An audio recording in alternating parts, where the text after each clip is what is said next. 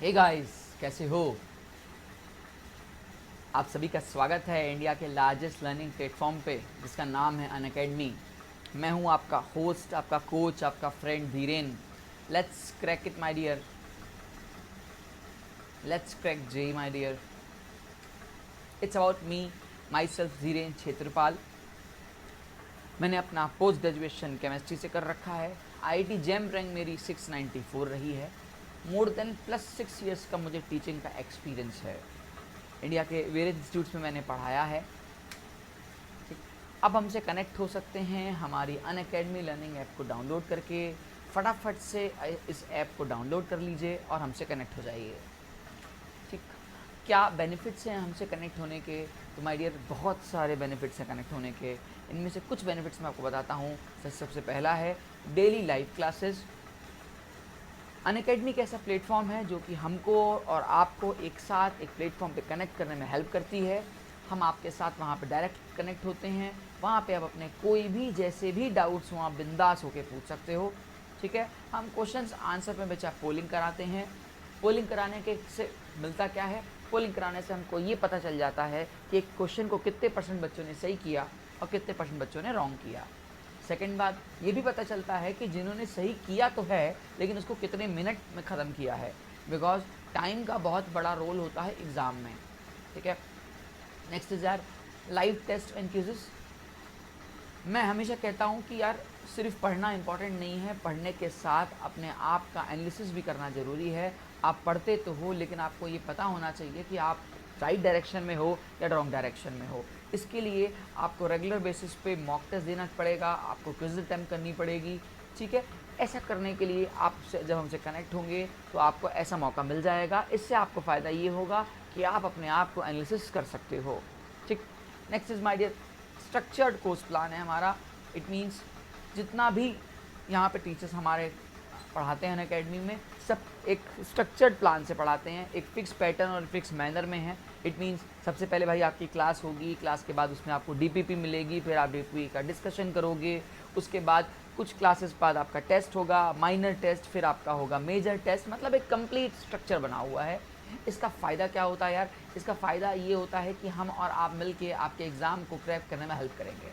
ठीक है, आप इससे अपना टाइम टेबल, अपना शेड्यूल मैनेज कर सकते हो, अपनी स्टडी को अपने अकॉर्डिंग एडजस्ट कर सकते हो। ठीक, नेक्स्ट इज़ यार अनलिमिटेड एक्सेस। अनलिमिटेड एक्सेस क्या है? देखो माय डियर, इसके बहुत सारे फ़ायदे हैं। ऐसे तो पहला रीज़न ये है कि इन केस अगर आपकी लाइव क्लासेस हमसे मिस हो जाती है तो आप हमारी रिकॉर्डेड क्लास को भी अटेंड कर सकते हो। इसके अलावा हमारे अनअकैडमी में n नंबर ऑफ़ फैकल्टीज़ हैं। आप जिस फैकल्टी से पढ़ना चाहो आप उससे पढ़ सकते हो, कोई बाउंडेशन नहीं। आप 10 से पढ़ना चाहो, 12 से पढ़ना चाहो, आप जिस बैच में एनरोल करना चाहो उस बैच में एनरोल कर लो अपने अकॉर्डिंग। सब अपने कंफर्ट जोन पे स्टडी रह के पढ़ो। ये अनअकैडमी का अनलिमिटेड एक्सेस का बहुत बड़ा खासियत है। ठीक है, तो फटाफट हमारे बेनिफिट्स का फ़ायदा उठाओ और हमसे कनेक्ट हो जाओ। ठीक, हमसे कनेक्ट होने के लिए हमारी बहुत ही कम, बहुत ही अफोर्डेबल, बहुत ही इकोनॉमिकल फ़ीस है। मैं क्यों बोलता हूँ अफोर्डेबल और इकोनॉमिकल? तो माय डियर देखो, नॉर्मली क्या होता है, जो बड़े बड़े इंस्टीट्यूट्स होते हैं वो साल का करीबन 1 से 1.5 लाख लेके चले जाते हैं, लेकिन वहीं पे हम आपसे ओनली कितना मांग रहे हैं? सिर्फ एंड सिर्फ 30K। अब इसके अलावा भी अगर आपको लगता है कि नहीं सर मुझे तो अभी और डिस्काउंट चाहिए, तो हमारे यहाँ डिस्काउंट भी अवेलेबल है। आपको इंस्टेंट 10% डिस्काउंट मिल जाएगा अगर आप मेरा ये कोड यूज़ करते हो। मेरा कोड है धीरेन, दैट इज़ DHIREN। जैसे आप इस कोड को डालोगे आपको इंस्टेंट डिस्काउंट मिल जाएगा और आपको पे करना होगा ओनली एंड ओनली 27,000। तो आप सोचो 27,000 में यार तीन subject plus n number of faculties. आप सोचो, इससे इकोनॉमिकल, इससे अफोर्डेबल शायद ही कहीं आपको मिलेगा। ठीक है, इसके अलावा बेटा अगर आप लेट सपोज करो 1 साल से ज़्यादा पढ़ने के स्टूडेंट हो, मतलब 2 साल के स्टूडेंट हो, या आप ड्रॉप आउट करने का प्लान कर रहे हो, तो मेरी मानो आप 12 मंथ की जगह इस 24 मंथ वाले प्लान को लो। इस रीज़न फ़ायदा ये है कि आप एक्स्ट्रा कितना पे कर रहे हो? ओनली एंड ओनली सिर्फ 5,000। और 5,000 में आप हमसे 12 मंथ की जगह 24 मंथ भी कनेक्ट हो रहे हो। ठीक है, ठीक, आप सोच रहे होगे सर ये 1 मंथ, 3 मंथ, 6 मंथ पे क्यों नहीं बोल रहे हैं? देखो इससे कुछ नहीं होगा। टू बी वेरी ऑनेस्ट, पढ़ाई को करने के लिए आपको टाइम देना पड़ेगा, और टाइम आप तभी दे पाओगे जब आपको लगेगा कि हाँ मुझे कुछ यहाँ से मिल रहा है। ठीक है, तो मैं चाहूँगा कि आप या तो 12 मंथ वाला प्लान लो या तो बेटा 24 मंथ वाला प्लान लो। इस प्लान को भी बेटा अगर आप लॉजिक सोचो, अगर आपको ऐसा लगता है कि इस अमाउंट को आप एक साथ पे नहीं कर सकते हो, तो हमारे यहाँ EMI कॉस्ट भी अवेलेबल है on the basis of 6 month, 12 month and 24 month. अब आप लॉजिक सोचो कि कितना कम आ रहा है यार, अगर मैं इसको EMI कैलकुलेट कर रहा हूँ तो 1350 आ रहा है 2 साल के लिए, और n नंबर ऑफ फैकल्टीज़ के साथ, जितने टीचर्स आप से पढ़ना चाहो उससे पढ़ो, PCM सब्जेक्ट पढ़ना है तीनों पढ़ो। सोचो 1350 रुपीज़ ओनली। ठीक है, तो आप सोचो कितना कम अमाउंट है ये आपको देना पड़ रहा है। शायद इससे इकोनॉमिकल, इससे अफोर्डेबल कहीं नहीं होगा यार। ठीक है, तो फटाफट से बिना कुछ सोचे हमारे प्लान को सब्सक्राइब करिए। मेरे कोड को मत भूलिएगा, मेरा कोड है धीरेन, दैट इज़ DHIREN। इस कोड से आपको ही 100% डिस्काउंट मिल जाएगा। ठीक, welcome to the series of most expected topic. My dear, आपको पता है कि मैंने मोस्ट एक्सपेक्टेड टॉपिक्स की एक सीरीज़ शुरू की है। इस सीरीज़ में मैं हर एक टॉपिक से रिलेटेड कुछ इंपॉर्टेंट पार्ट्स को उठाता हूँ, इंपॉर्टेंट चैप्टर से उस इंपॉर्टेंट पार्ट को उठा के उस बेसिस पे उठाता हूँ जो सबसे ज़्यादा बार एग्ज़ाम में आए हुए हैं। ठीक है, उस सीरीज़ के दौरान मैं बहुत कुछ पढ़ा चुका हूँ, आप हमारी बहुत सारी वीडियोस देख सकते हैं मेरी। ठीक है, इस सीरीज़ के दौरान मैं आइसोमेरिज्म को कंटिन्यू कर रहा हूँ अभी, और आज आइसोमेरिज्म का पार्ट 4 है माय डियर। ठीक है, मतलब मैंने पार्ट 1, पार्ट 2 और पार्ट 3 आपको पढ़ा चुका हूँ। आपसे रिक्वेस्ट है कि जब आप पार्ट 4 देख रहे हो तो प्लीज़ एक बार 1, 2, 3 को ज़रूर देखना, क्योंकि ये सब आपस में इंटरलिंक पार्ट होते हैं। ठीक है, इस पार्ट को स्टार्ट करते हैं, पार्ट को कंटिन्यू करते हैं, और आज का जो हमारा टॉपिक होगा, इस टॉपिक का नाम होगा जियोमेट्रिकल आइसोमेरिज्म। हम किसको पढ़ने जा रहे हैं? जियोमेट्रिकल आइसोमेरिज्म को पढ़ने जा रहे हैं। तो स्टार्ट करते हैं, जियोमेट्रिकल आइसोमेरिज्म क्या है। ठीक है, इसको बताने से पहले माय डियर, ये मेरा टेलीग्राम लिंक है, आप सबसे रिक्वेस्ट है इस ओपन लिंक पे जाएं और इस लिंक को ज्वाइन करें। यहाँ पे आपको बहुत सारे अच्छे अच्छे क्वेश्चंस, बहुत सारे जो भी आपके मन में डाउट्स होगा, ओपन सेशन है समझ लीजिए आपके लिए। ठीक है, आप इसको ज्वाइन करें। ठीक है, शुरू करते हैं माय डियर। ज्योमेट्रिकल आइसोमेरिज्म क्या है, ज्योमेट्रिकल आइसोमेरिज्म कैसे इससे डील किया जाता है, बात करते हैं। ठीक है, चलिए, तो ज्योमेट्रिकल आइसोमेरिज्म को बताने से पहले, ज्योमेट्रिकल आइसोमेरिज्म का ये हिस्सा होता है, असल में ये आता है स्टीरियो आइसोमेरिज्म से। स्टीरियो आइसोमेरिज्म से अभी स्टीरियो आइसोमेरिज्म या स्टीरियो आइसोमर्स क्या होते हैं और कैसे डील करते हैं। तो ऐसे कंपाउंड जिनका मॉलिक्यूलर फॉर्मूला सेम होता है, स्ट्रक्चरल फॉर्मूला सेम होता है, लेकिन डिफरेंट अरेंजमेंट ऑफ एटम और ग्रुप ऑफ एटम होता है। क्या मैंने बोला?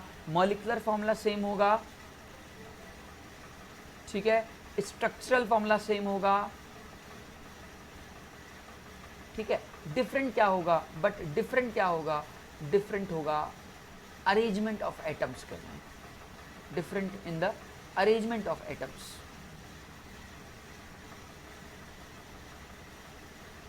अरेंजमेंट ऑफ एटम्स और group of atoms. Group of atoms और अगर में अरेंजमेंट आता हो तो उसको अपन लोग बोलते हैं स्टीरियो आइसोमेरिज्म। मैं डेफिनेशन पूरी तो नहीं लिख रहा, बस इतना है बोल रहा हूँ कि कंपाउंड जिनका मॉलिक्यूलर फॉर्मूला भी सेम है, स्ट्रक्चरल फॉर्मूला भी सेम है, लेकिन arrangement in the 3 dimensional space, इनके स्ट्रक्चर, इनके एटम, इनके ग्रुप ऑफ एटम में अरेंजमेंट होता है। ठीक है, ऐसे आइसोमर को बोलते हैं अपन लोग स्टीरियो आइसोमर्स। ठीक है, अब ये स्टीरियो आइसोमर्स जो होते हैं ये असल में 2 पार्ट में डिवाइड हो जाते हैं।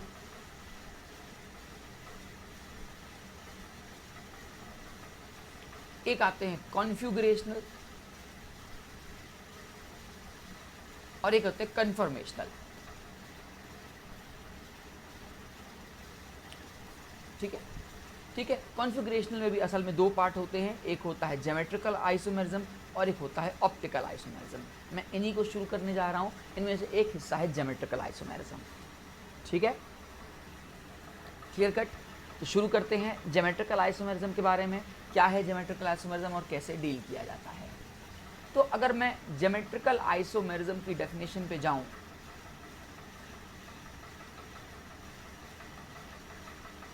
अगर मैं इसके डेफिनेशन के पीछे जाता हूं तो डेफिनेशन बोलती है compounds having same molecular formula, having same molecular formula, ठीक है, same structural formula, but again differ in the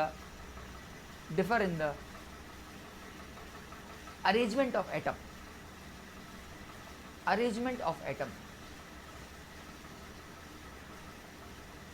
due to restricted rotation। अब ये गजब सा वर्ड है यार, restricted rotation। अब ये नया सुनना, नया वर्ड है आपके लिए।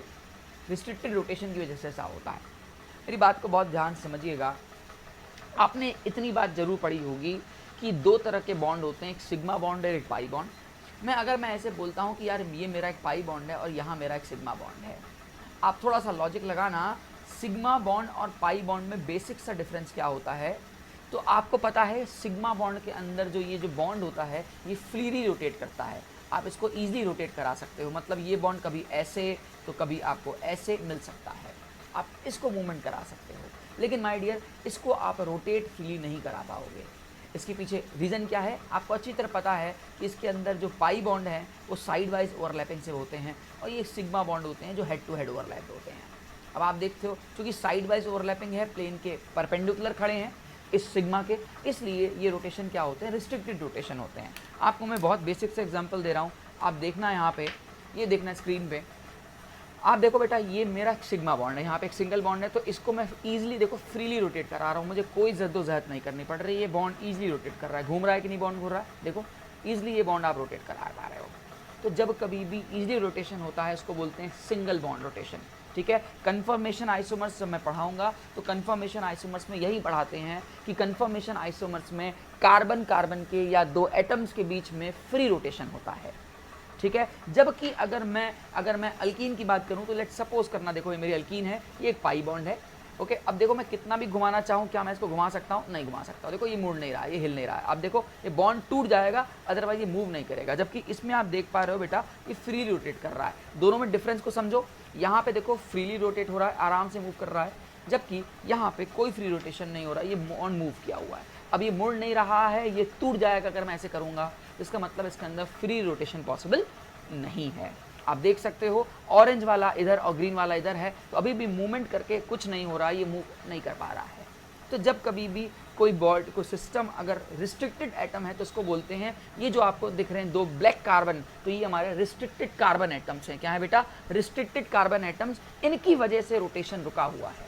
तो यहाँ पे देखो डेफिनेशन के पीछे मरोगे तो डेफिनेशन यही बोल रही है, अरेंजमेंट में डिफरेंस है। किस वजह से डिफरेंस है? क्योंकि रिस्ट्रिक्टेड रोटेशन है। तो बेसिकली याद रखना, कभी भी अगर कोई आपसे बोलता है सिंगल बॉन्ड और पाई बॉन्ड में डिफरेंस बेसिक क्या है, तो सिंगल बॉन्ड में फ्री रोटेशन होता है, इसके अंदर आपका फ्री रोटेशन होता है बेटा, जबकि इसके अंदर आपका बेटा रिस्ट्रिक्टेड रोटेशन होता है। अब मेरी बात और थोड़ा दर्द में समझो, मैंने कहा कि कहीं पे फ्री रोटेशन हो रहा है, तो देखो ये और ये वही चीज़ है, इसमें कोई डिफरेंस नहीं है, इसने अपने पोजीशन को बस मोल्ड किया है। लेकिन अगर मैं बोलता हूँ थोड़ी देर के लिए यहाँ समझ लीजिएगा, यहाँ पे मेरे पास कौन से कलर की बॉल है, एक है ऑरेंज है, ठीक है, इधर मेरे पास ग्रीन है, यहाँ दोनों तरफ मेरे पास वाइट बॉल्स हैं। इमेजिन करिएगा, अब मैं इसको मोड़ नहीं सकता, लेकिन अगर मान लीजिए मेरे पास ये कोई फ्री बॉन्ड है तो मैं इसको ईजिली मोड़ पाऊंगा, इसको मूव करूंगा तो ये अपने पोजीशन ऐसे कर सकती है। क्योंकि इसके अंदर फ्री रोटेशन है इसलिए मूव कर पा रहा है, और ये ऐसे मूव नहीं कर पाएगा। तो इसका आपको एक दूसरा स्ट्रक्चर बनाना पड़ेगा। वो स्ट्रक्चर कुछ ऐसा हो जाएगा, क्या, लेट्स सपोज करना वहाँ पे वाइट एक तरफ हो जाएं और आपके ऑरेंज और ग्रीन एक तरफ हो जाएं। अब ये दो अलग अलग स्ट्रक्चर हैं, ये 1 और ये 2, मैं इन दोनों स्ट्रक्चर को अलग अलग स्ट्रक्चर बोल सकता हूँ, लेकिन मैं इसको अलग अलग नहीं बोल सकता। बेटा ये भी 1 है तो ये भी 1 ही है, ये बस कह सकते हो इसने अपनी पोजीशन को क्या किया है, शिफ्ट किया है। पहले पर्पल आपको और ग्रीन एक साथ दिख रहे हैं, अब मैंने सिंगल बॉन्ड को रोटेशन किया, पर्पल नीचे कर दिया, ग्रीन इधर कर दिया। तो देख सकते हो मैं तो वही हूँ, ये वही चीज़ है, इसमें कोई डिफरेंस नहीं है, बॉन्ड वही है। ये कुछ ऐसे समझो कि यार आपका एक अपना पोस्चर होता है, आप कभी बैठते हो, कभी उठते हो, कभी लेटते हो, कभी टेढ़े होते हो, लेकिन क्या आप अपने आप को बदल दोगे? नहीं ना। क्या आपकी आइडेंटिटी बदल जाएगी? आपके लेटते टाइम, आपके बैठते टाइम, आपके उठते टाइम क्या आइडेंटिटी अलग अलग होगी? आप बदल जाओगे? आंसर इज नहीं, आप तो वही हो ना, आप बस अपना पोस्चर बदल रहे हो। तो याद रखना, जब आप सिंगल बॉन्ड रोटेशन पे होते हो तो बस बॉन्ड का रोटेशन चूंकि फ्री होता है इसलिए ये इजीली मूव करता है और आप इनको डिफरेंशिएट नहीं कर सकते हो। यहाँ लिख देना भैया, कैन नॉट बी डिफरेंशिएट।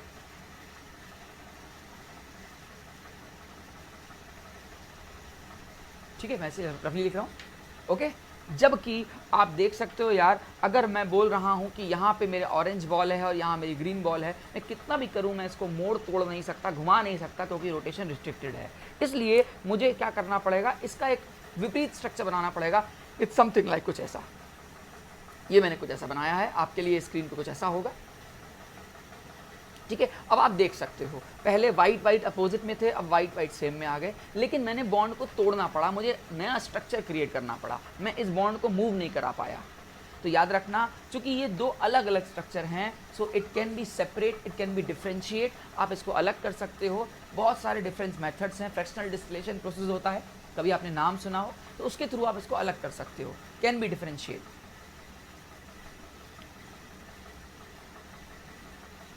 ठीक है, आप इसको अलग कर सकते हो, या यूँ कहूँ कि आप इसको सेपरेट कर सकते हो, क्योंकि दो अलग अलग चीज़ें हैं। ठीक है, ये तुम यूँ कहो कि हैं तो दोनों भाई, हैं तो दोनों भाई, लेकिन अलग अलग स्ट्रक्चर के साथ हैं। लेकिन इसमें क्या है, जब मैं बात कर रहा हूँ सिंगल में, तो ये वही है भाई, ये बदली हुई चीज़ नहीं है। तो याद रखना, ज्योमेट्रिकल आइसोमेरिज्म जब भी आप देखोगे तो वहाँ पे रिस्ट्रिक्टेड सिस्टम मिलते हैं, उन्हीं के अंदर ज्योमेट्रिकल आइसोमेरिज्म होता है। और ज्योमेट्रिकल आइसोमेरिज्म में हम लोग एक नया अरे स्ट्रक्चर बनाते हैं एटम के पोजीशंस को चेंज करके। आप देख पा रहे हो, पहले ये वाइट वाइट एक तरफ था, अब मैंने पोजीशन को चेंज करके वाइट को एक साथ कर दिया और ऑरेंज और ग्रीन को एक साथ कर दिया। ठीक है, मैंने बॉन्ड को तोड़ा, ये मैंने बॉन्ड को मूव नहीं किया, मैंने बॉन्ड को तोड़ा है। मैं बॉन्ड को तोड़ के अलग कर रहा हूँ, तब मैं यहाँ पहुँच रहा हूँ। इसका मतलब ये दोनों जो मेरे हाथ में आपको दिख रहे हैं, ये दोनों एकदम अलग अलग दिख रहे हैं, दो अलग अलग चीज़ें हैं। अब लेकिन इनका अगर मैं मॉलिक्यूलर फॉर्मूला देखूँ तो दोनों का सेम होगा, दोनों का स्ट्रक्चरल फॉर्मूला देखूँ तो भी सेम होगा। भाई ये भी अल्कीन है, यहाँ पे भी एंगल 120 का ही बनेगा, यहाँ पे भी एंगल 120 का ही बनेगा। बनेगा कि नहीं बनेगा यार? ये भी ट्राइगोनल प्लेनर, ये भी ट्राइगोनल प्लेनर, तो क्या एंगल बदल रहा है? नहीं। तो क्या इसका स्ट्रक्चरल अरेंजमेंट बदल रहा है? नहीं। क्या इसका मॉलिक्यूलर फॉर्मूला बदल रहा है? नहीं। बदल क्या रहा है? इनके एटम्स का अरेंजमेंट बदल रहा है। आप देख पा रहे हो, ग्रीन और ऑरेंज अपोजिट हैं, कभी सेम है कभी अपोजिट है। तो अंतर किस में आ रहा है? इनके साइड एटम्स या ग्रुप ऑफ एटम्स के पोजीशन में चेंजेस हो रहा है। तो यही बस मैं बेसिक आपको समझाना चाहता हूँ कि क्या डिफरेंस होता है ओपन रोटेशन में और रिस्ट्रिक्टेड रोटेशन में। ठीक है, आगे चल के हम इसी कन्फर्मेशनल आइसोमर्स में बहुत तगड़े से पढ़ेंगे, बहुत तगड़े से पढ़ाऊंगा कि कन्फर्मेशन आइसोमर्स में फ्री रोटेशन से क्या फ़ायदा मिलता है। तो ये आपका कन्फर्मेशनल है और ये आपका कॉन्फ़िगरेशनल है। ठीक है, तो ओवरऑल बेसिकली हमने अभी तक ये सीखा कि जब भी हम कॉन्फ़िगरेशनल आइसोमर की बात कर रहे हैं, और खासकर मैं जब ज्योमेट्रिकल की बात कर रहा हूँ, तो वहाँ पे एटम और ग्रुप ऑफ एटम में रिस्ट्रिक्टेड रोटेशन होने की वजह से दो डिफरेंट स्ट्रक्चर आ रहे हैं। ठीक है, और इसी दो डिफरेंट स्ट्रक्चर को आप अलग अलग नाम देते हो। आपने कभी पढ़ा हो सिस और ट्रांस, तो ठीक है, नहीं तो अभी मैं पढ़ाऊँगा। ठीक है, तो ये दो डिफरेंट स्ट्रक्चर हैं। वैसे अगर जिसको नॉलेज है तो बेटा इसको ये ट्रांस बोलेगा और इसको बेटा वो सिस बोलेगा। ठीक, तो मेरी बात आप समझ पा रहे हो, रिस्ट्रिक्टेड क्या होता है, कहाँ से रिस्ट्रिक्शन आता है। ये पूरा चैप्टर मैं शुरुआत से बोल रहा हूँ बेटा, इमेजिनरी बेस्ड है, बट फिर भी मेरे पास जितने टूल्स हैं मैं उसकी हेल्प लेके आपको एक्सप्लेन जरूर करूँगा कि मैं क्या समझाना चाह रहा हूँ। ठीक है, गेम को आगे बढ़ाते हैं, गेम को आगे बढ़ाते हैं। अब मैं आपको बताना चाहता हूँ कि कौन कौन से कॉन्फ़िगरेशनल आइसोमर में रिस्ट्रिक्टेड रोटेशन होता है। कॉन्फ़िगरेशनल आइसोमरिज्म में कहाँ पे रिस्ट्रिक्टेड रोटेशन होता है? तो आपको एक तो देखो पाई बॉन्ड में मिलेगा, दूसरा साइक्लो अल्केन्स में मिलेगा, तीसरा साइक्लो अल्कीन्स में मिलेगा, ठीक है, चौथा स्पायरो में मिलेगा, पांचवा बाइफिनाइल्स में मिलेगा। ठीक है, और एक छठा एलीन्स होता है, उसमें मिल जाएगा। तो इन जगह आपको क्या दिखाई देगा? कॉन्फ़िगरेशनल, या यूँ कहूँ असल में ज्योमेट्रिकल आइसोमेरिज्म ऑब्जर्व होने वाला है। ठीक है, लेकिन हम लोग स्टेप बाय स्टेप पढ़ेंगे, भागना नहीं है। हो सकता है कुछ टॉपिक इस वीडियो में हो और हो सकता है कुछ टॉपिक अगले वीडियो में हो, वो डिपेंड करता है कितना हम उसको समझने की कोशिश करते हैं। ठीक है, तो मैं शुरुआत कर रहा हूँ पाई बॉन्ड रिस्ट्रिक्टेड रोटेशंस की वजह से। ठीक है, तो हेडिंग डाल दीजिएगा प्लीज नोटबुक में अपनी, पाई बॉन्ड रिस्ट्रिक्टेड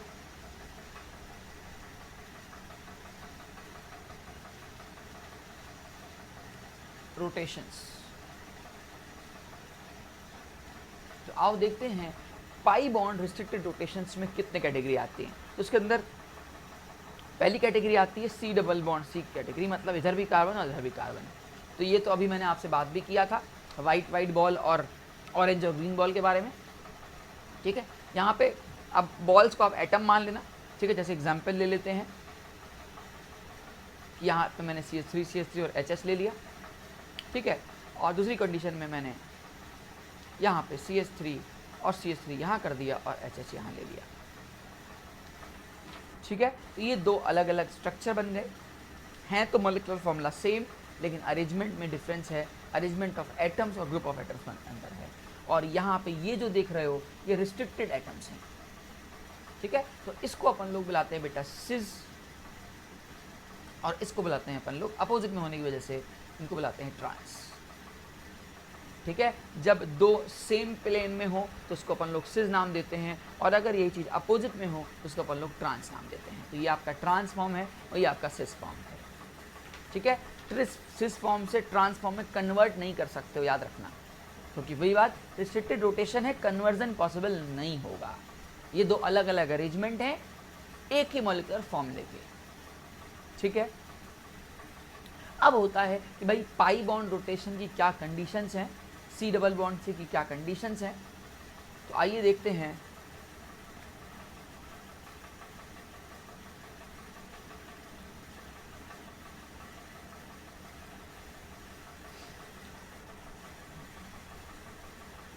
जो पाई बॉन्ड जीआई देंगे उनकी क्या बेसिक सी कंडीशन है। तो देखिए कंडीशन ये है कि रिस्ट्रिक्टेड एटम के साथ लगे हुए जो दो इन्वायरमेंट हैं, इन्वायरमेंट बोल रहा हूँ, वो हमेशा अलग अलग होने चाहिए।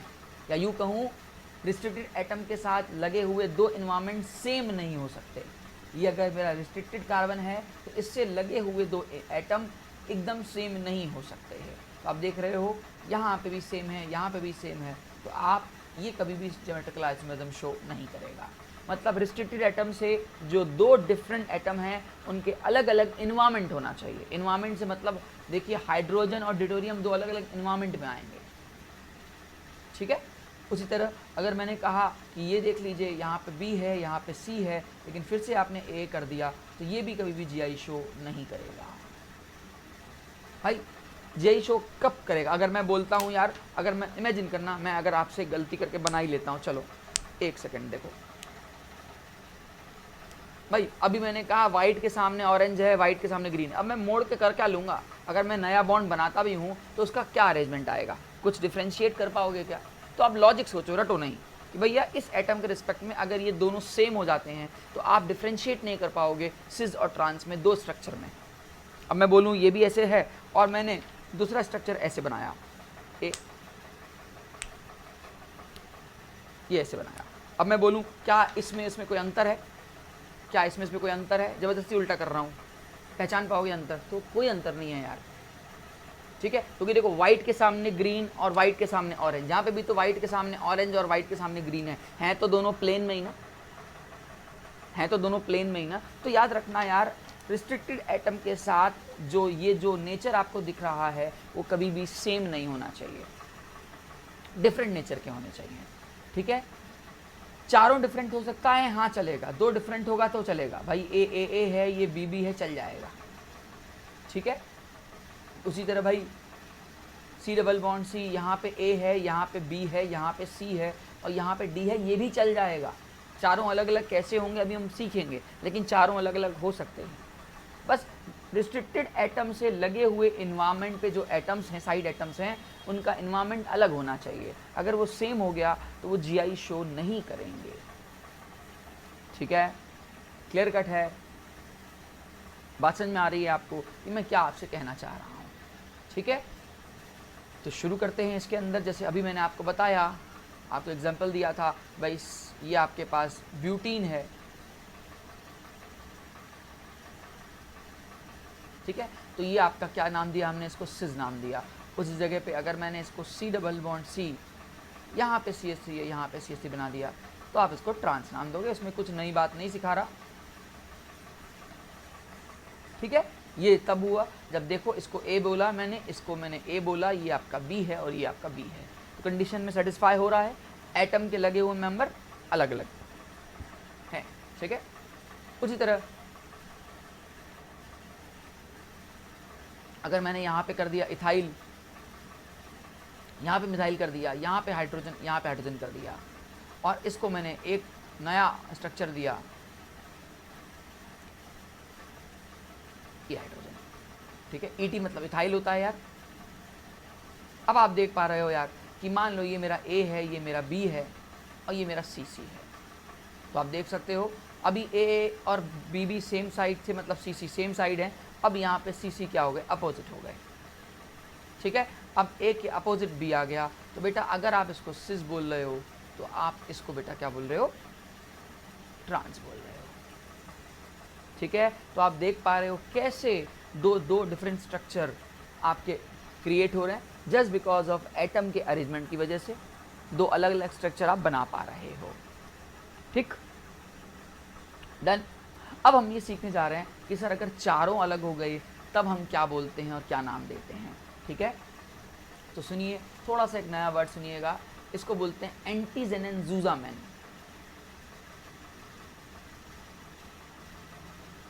स्पेलिंग हो सकता है मिस्टेक हो यार, एंजूजासमेन, ठीक है। शॉर्टकट में इसको E बुलाते हैं और इसको Z बुलाते हैं। असल में है कुछ नहीं, ये सिज और ट्रांस का एक फॉर्म है। देखो एक ट्रिक सिखा रहा हूँ, आप ऐसे बोलो सिज, क्या बोलोगे, सिज, मतलब जो सिज होता है वो असल में जूजामैन होता है, और जो ट्रांस होता है वो एंटीजेन होता है।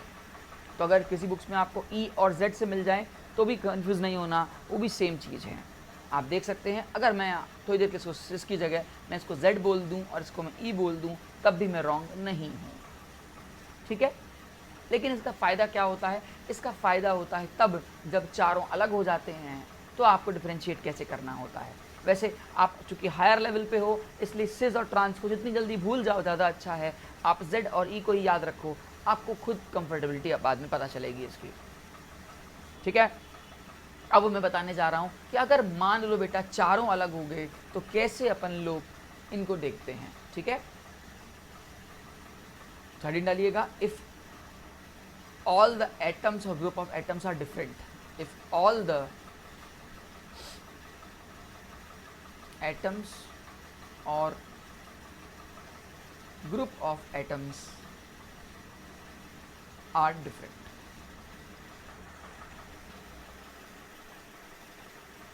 ठीक है। तो एक रूल होता है, इस रूल को बोलते हैं प्रियोरिटी रूल,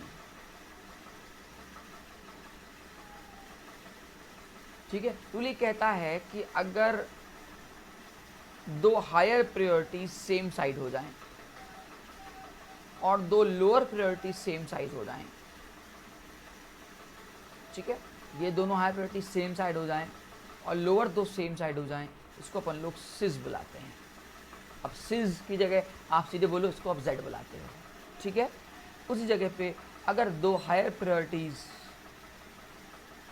और दो लोअर प्रायोरिटीज बेटा अपोजिट साइड हो जाएं तो इसको अपन लोग बेटा ट्रांस बुलाते हैं, और ट्रांस बोलो या E बोलो, बात एक ही है, ठीक है। अब मन में आपके ये सवाल होगा कि सर हायर प्रायोरिटी और लोअर प्रायोरिटी को आप कैसे जज करोगे कि कौन सी प्रायोरिटी हायर है और कौन सी प्रायोरिटी लोअर है। तो आइए रूल सीखते हैं, how to check higher priority and lower priority.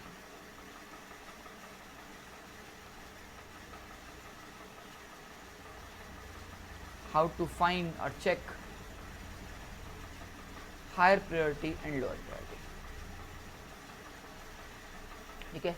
इसका सबसे पहला आता है रूल नंबर 1, ठीक है। रूल ये कहता है कि द स्पीशीज या द एटम, ठीक है, विथ हाईएस्ट एटॉमिक नंबर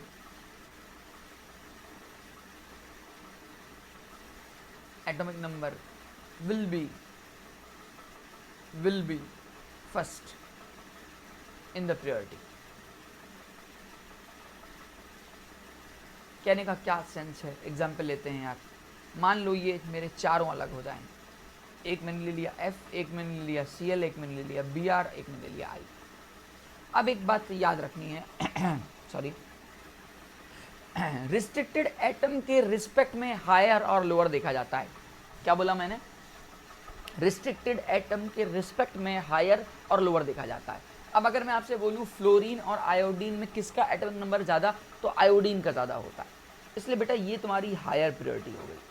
और इसके अपोजिट वाली ऑटोमेटिक क्या हो जाएगी? लोअर हो जाएगी। क्या बोला? रिस्ट्रिक्टेड एटम के रिस्पेक्ट में देखा करो, इधर वाला हायर तो ऊपर वाला क्या हो जाएगा? लोअर। इधर बताओ, अब क्लोरीन और ब्रोमीन में हायर कौन सा होगा? तो हायर आपका हो जाएगा ब्रोमीन और लोअर आपका क्या हो जाएगा? क्लोरीन। अब आप देख पा रहे हो दोनों लोअर प्रायोरिटी क्या है? सेम साइड है, हायर प्रायोरिटी सेम साइड है, इसलिए इसको हम नाम दे देंगे Z। लेकिन यही सवाल अगर उसने ऐसे दिया होता,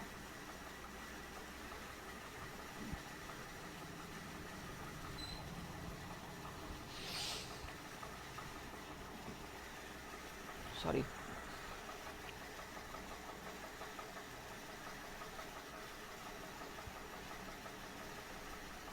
देख पा रहे हो इस एटम के रिस्पेक्ट में ब्रोमीन हायर है तो क्लोरीन लोअर, इस एटम के रिस्पेक्ट में फ्लोरीन लोअर और आयोडीन हायर।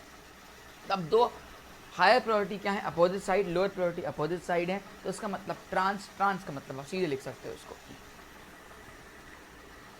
ठीक है, तो एटॉमिक नंबर से आप ऐसे देखते हो। ठीक है, लेकिन अगर मान लो एटॉमिक नंबर सेम हो गया, then go with the atomic mass. If atomic number is same, then find the atomic mass। जैसे एक एग्जांपल ले लेते हैं यार, मैंने ले लिया यहाँ पे हाइड्रोजन, यहाँ पे ड्यूटेरियम, यहाँ पे ट्यूटेरियम, और यहाँ पे लेट्स सपोज करो थोड़ी देर के लिए मैंने फ्लोरीन ले लिया, और मुझसे उसने पूछा कि बता भाई मेरे ये तेरा सिज है या ट्रांस है या एंटीजन है या जुजामेन है, तो मैं क्या करूँगा? चेक करूँगा हायर प्रायोरिटी या लोअर प्रायोरिटी में। देखो इस रिस्ट्रिक्टेड एटम के रिस्पेक्ट में इसका मास ज़्यादा है ड्यूटेरियम का, आपको इतनी तो पता ही होगी, H1D1 और T पढ़ा है कि इसका मास ज़्यादा होगा इससे, तो ये बेटा हायर प्रायोरिटी में आ जाएगा और ये बेटा लोअर प्रायोरिटी में आ जाएगा। बाकी यहाँ तो कुछ बोलना ही नहीं है, यहाँ पे फ्लोरीन है, एटॉमिक नंबर जीत जाएगा, तो यहाँ हो जाएगी हायर प्रायोरिटी और यहाँ हो जाएगी लोअर प्रायोरिटी। अब देखो हायर प्रायोरिटी अपोजिट साइड है, इसका मतलब आप क्या नाम दोगे? इसको ई नाम दोगे या ट्रांस नाम दोगे। ठीक है, तो याद रखने वाली बात है, अगर एटॉमिक नंबर सेम होता है तो आप एटॉमिक मासेस से देखते हो। ठीक है, एक और ट्राई करना,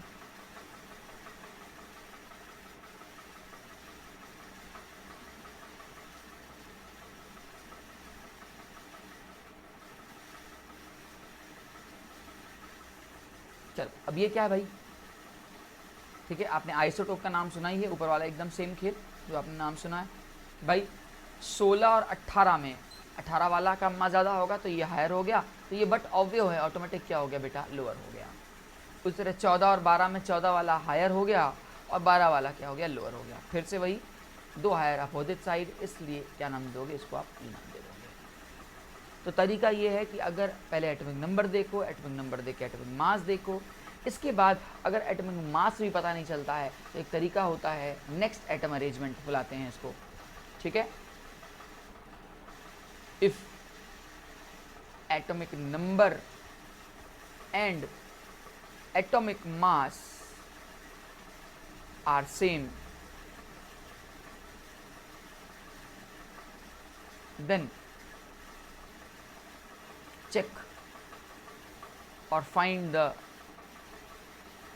next कार्बन एटम या नेक्स्ट एटम। क्या मतलब है समझाता हूँ यार इसको।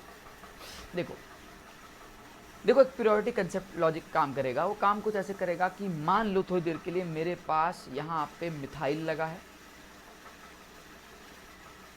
और यहाँ पे मेरे पास इथाइल लगा है।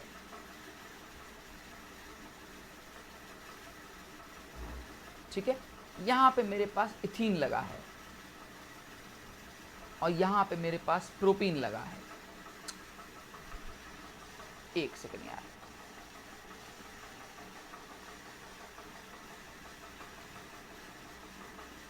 ये ऐसे लगा हुआ है, ठीक है।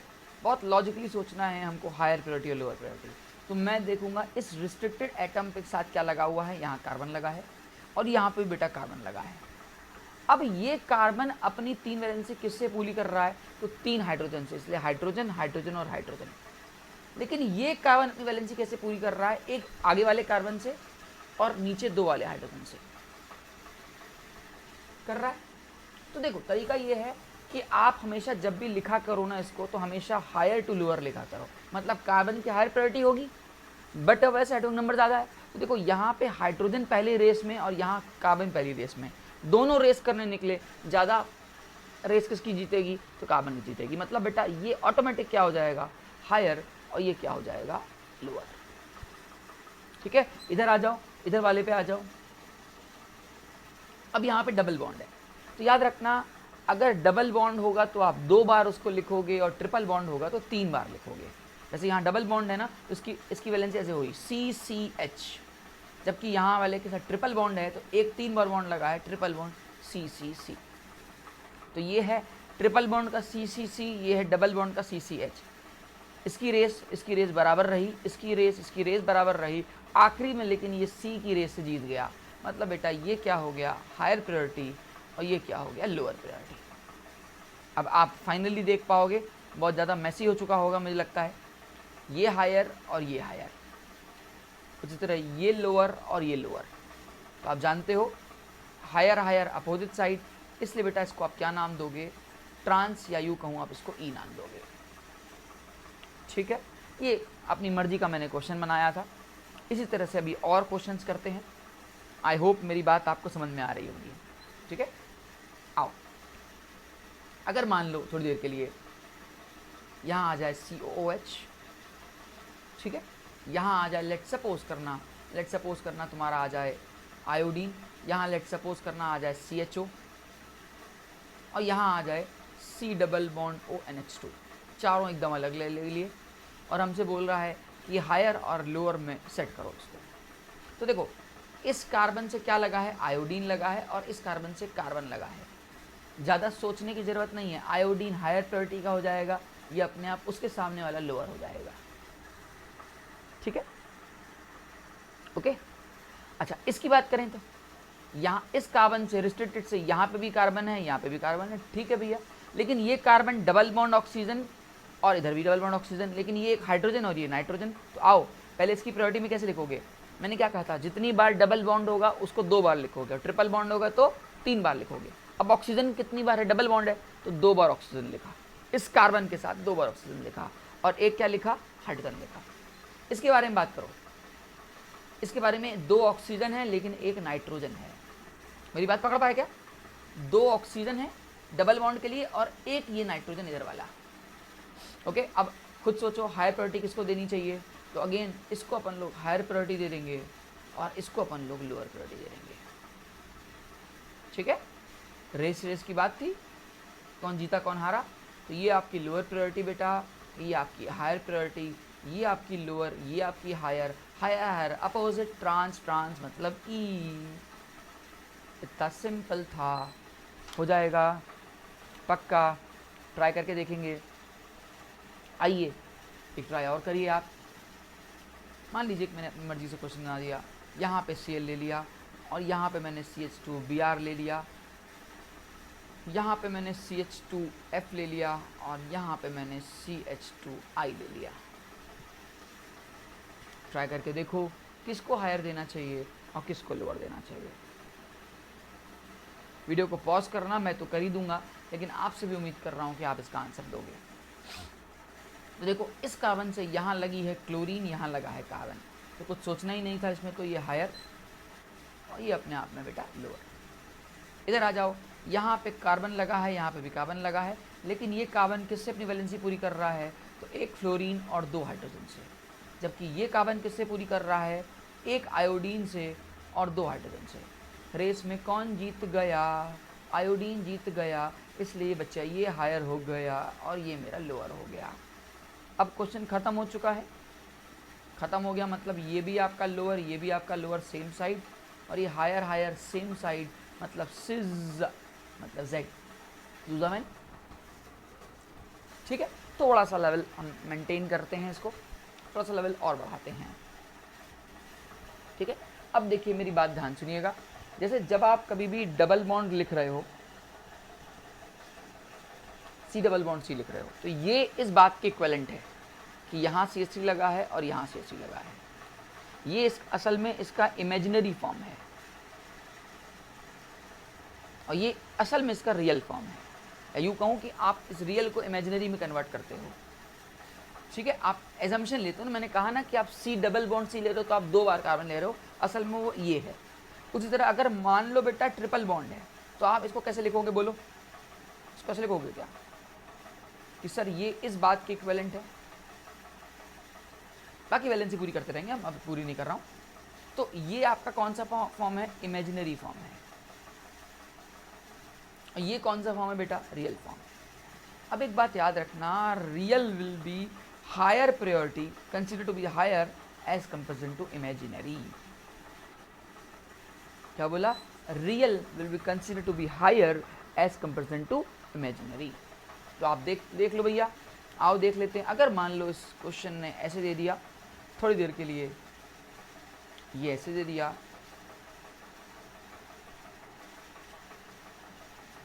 और ये इसने ऐसे दे दिया। ठीक है, ओके। इधर लेट्स सपोज करना इसने इसको ऐसे दे दिया, और लेट्स सपोज करना कि यहाँ उसने इसको ऐसे दे दिया।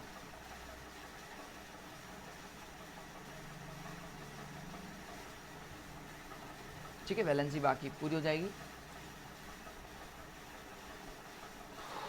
अब आओ प्रियोरिटी सेट करते हैं।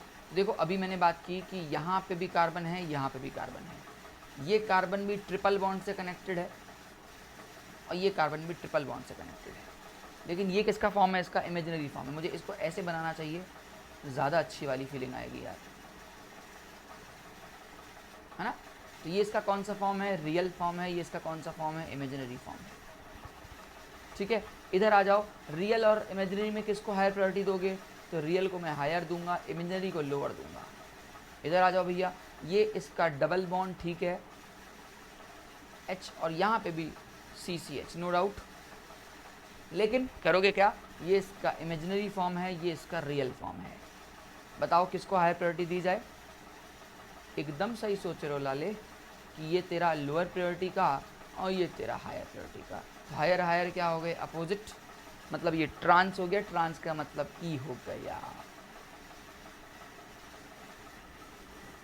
ठीक है, तो रियल फॉर्म और इमेजिनरी फॉर्म को आप समझ पाए होंगे। ठीक है, ओके, बढ़ें आगे, पक्का एग्जाम्पल लेते हैं, और वो एग्जाम्पल कुछ ऐसे होगा। मान लीजिए मैंने कुछ ऐसा कंडीशन ले ली,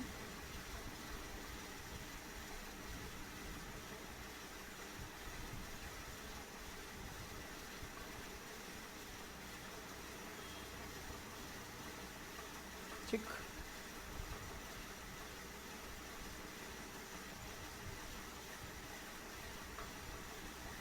ये कुछ भी बना रहा हूँ, आपको पता है मैं करता ही ऐसे हूँ। ठीक है, अब आपसे पूछ रहा है कि यार ये बताओ ये E है या Z है, ये E है या Z है।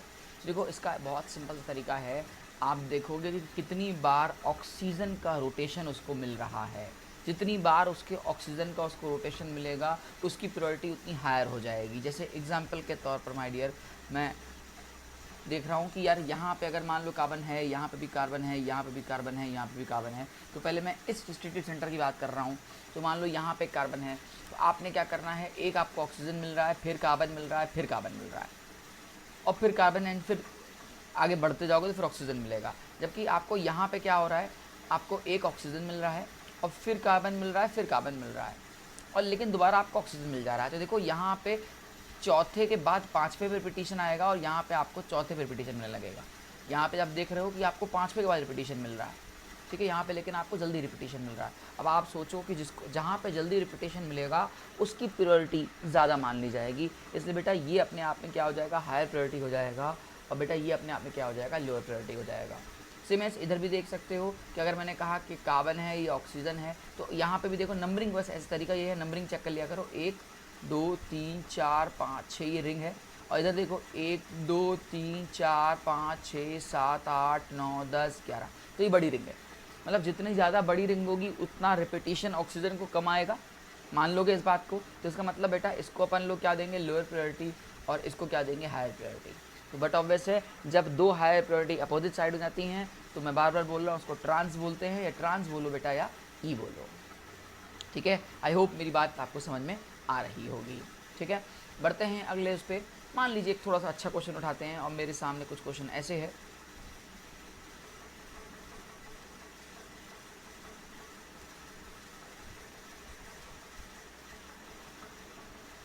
ओके ये कुछ क्वेश्चन ऐसे दे रखा है इन्होंने, यहाँ पे CHO दे रखा है, यहाँ Cl दे रखा है, और यहाँ CH दे रखा है, ठीक है। अब आपसे बोल रहा है कि आपको इसमें 2 अल्कीन्स हैं, तो 2 बार डबल बॉन्ड है आपके पास, इसका मतलब आपको 2 बार प्रायोरिटी सेट करनी पड़ेगी, ठीक है।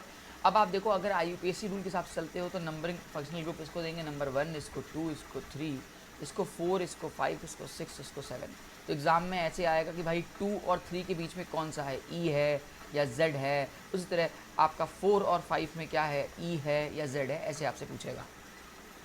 तो आओ पहले हम बात करते हैं 2, 3 की। आपको पता है बेटा ये क्लोरीन डायरेक्टली लगा है, इसलिए हायर प्रायोरिटी, ये हो जाएगा आपका लोअर प्रायोरिटी, यहाँ पे आपका लोअर प्रायोरिटी, और ये पूरा ग्रुप इस कार्बन के लिए, कार्बन नंबर 3 के लिए ये हायर प्रायोरिटी में चला जाएगा, ठीक है। मतलब ये इस ग्रुप के लिए हायर प्रायोरिटी हो जाएगा। अब आप देख सकते हो लोअर प्रायोरिटी सेम साइड, तो इसको हम लोग सिज बोलेंगे या इसको हम लोग जेड बोलेंगे, आपको मैं ऐसे बोलता हूँ, ठीक है।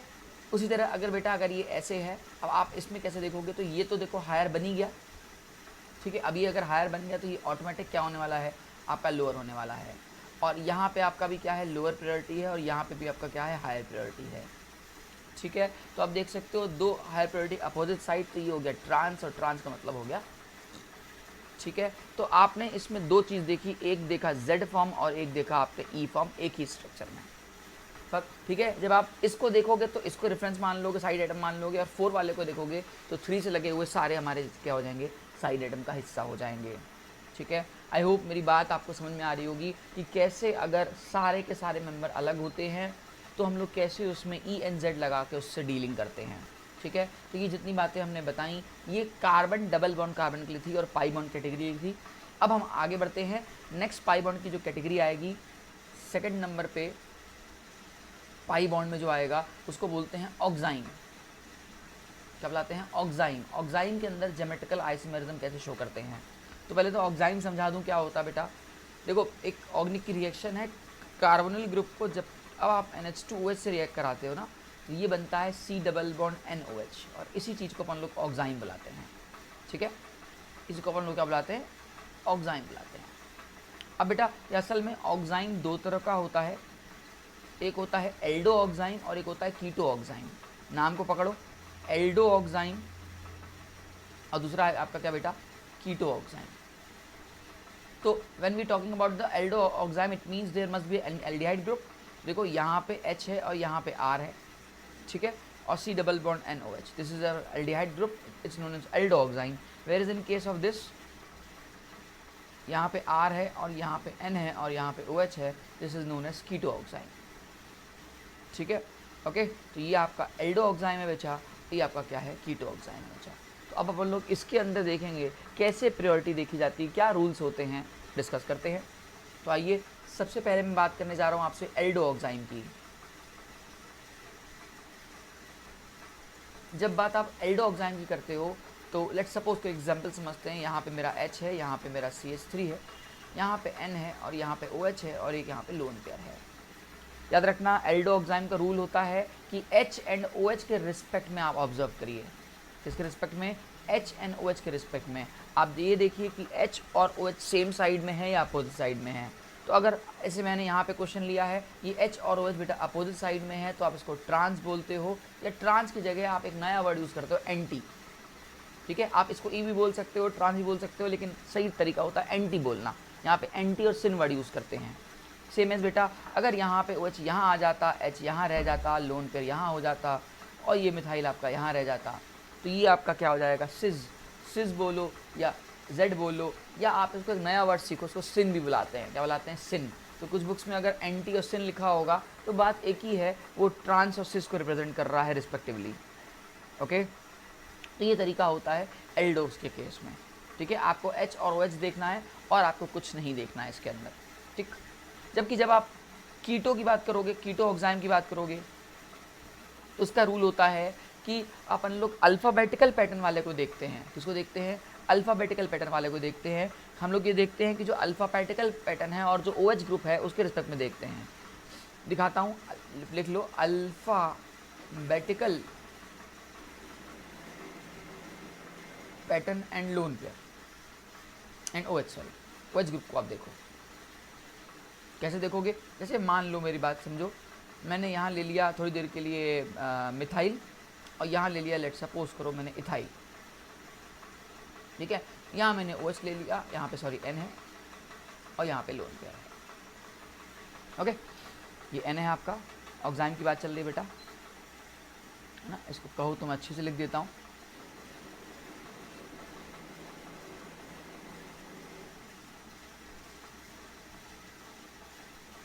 और ये OH, चलो एक पॉसिबिलिटी ये बना देता हूँ और एक पॉसिबिलिटी ये बना देता हूँ। OH यहाँ कर देता हूँ, लोन पेयर यहाँ कर देता हूँ।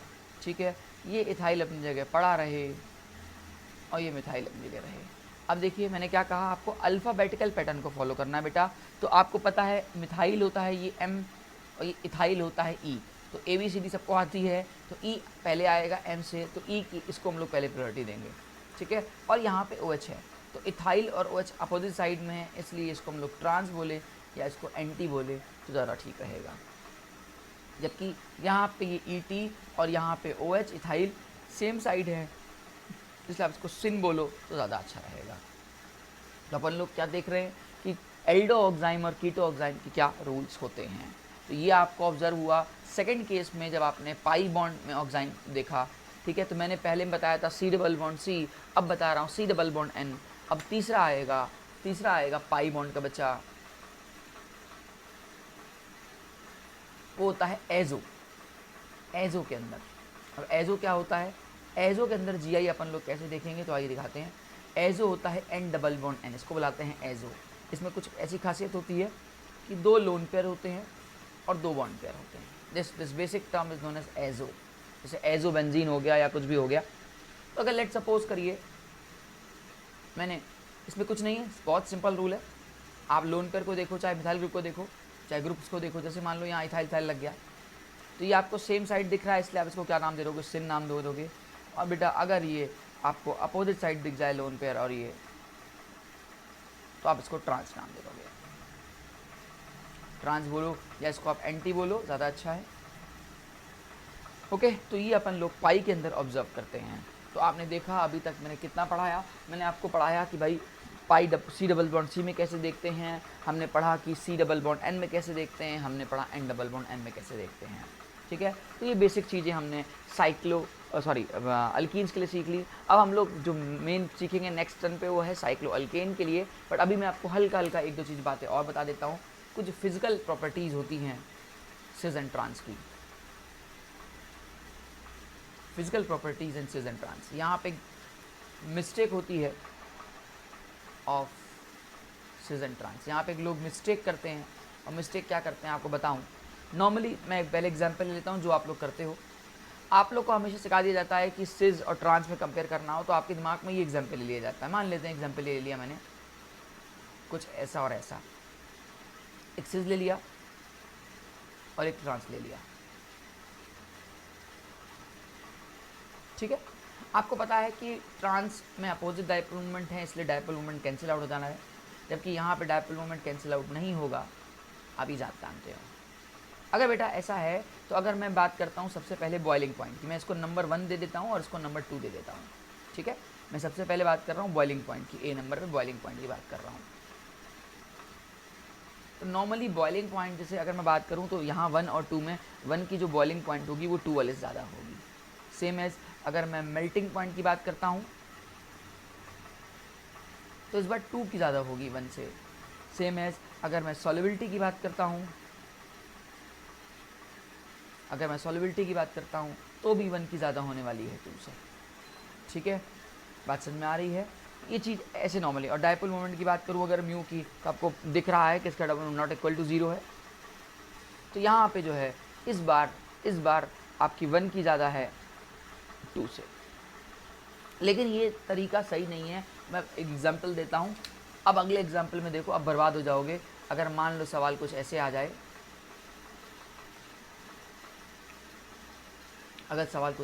बच्चे, मान लो एक तरफ मैंने यहाँ पे Br कर दिया और यहाँ पे लेट सपोज करो मैंने मिथाइल कर दिया, या लेट सपोज करो कोई और एग्जाम्पल ले लो।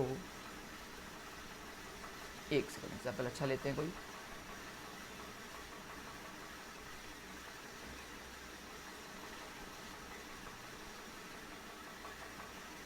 ठीक है, और यहाँ ले लेते हैं आपका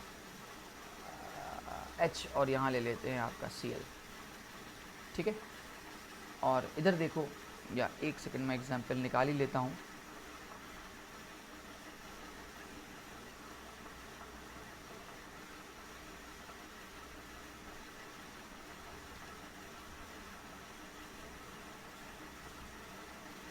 हाँ ठीक है ना, ओके चलो एक सेकंड रुकना, ये वाला एग्जाम्पल ले लो आप।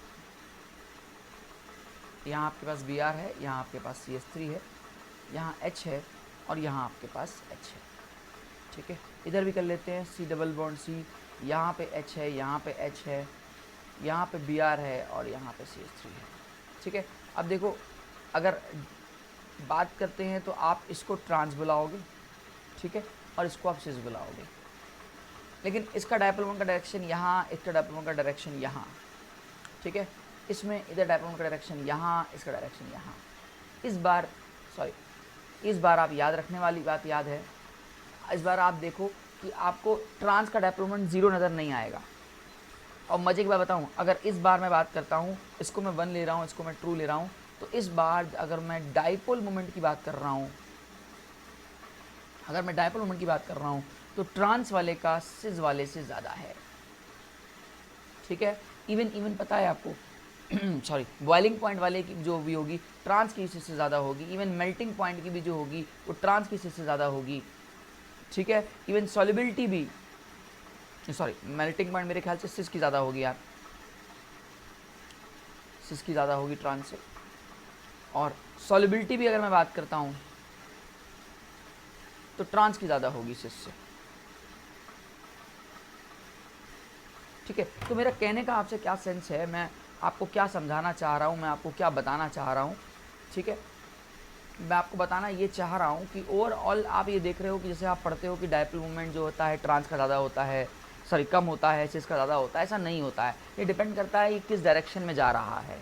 ठीक है, ये डायरेक्शन टू डायरेक्शन डिपेंड करता है सब कुछ। ठीक है, इसको एक बार करेक्ट और कर लीजिए प्लीज़।